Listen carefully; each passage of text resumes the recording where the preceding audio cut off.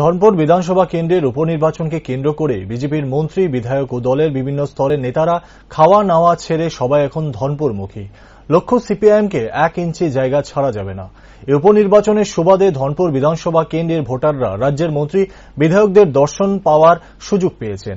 বৃহস্পতিবার ধর্মপুর বিধানসভা কেন্দ্রের প্রার্থী বিন্দু দেবনাথের সমর্থনে বিদ্যুৎ মন্ত্রী রতনলাল নাথ সিপিআইএমকে আসামের কাঠগড়ায় দাঁড় করালেন। মানুষ দুটো ভাত খাইতে চায়, লজ্জা নিবারণের জন্য বস্ত্র চায়, মাথা গোজার জন্য একটি ঘর চাই। রতনবাবু জনসভায় সিপিএম এর কাছে কৈফত চান 25 বছরে কেন একটি ঘর হল না। এদিন মন্ত্রী রতনলাল নাথের ঝাঁঝালো বক্তব্যে ভোটাররা আপ্লুত। এই ভোট প্রচারে উপস্থিত ছিলেন মন্ত্রী শুক্লাচরণ নোয়াতিয়া সহ প্রচুর বিজেপির নেতৃত্বরা।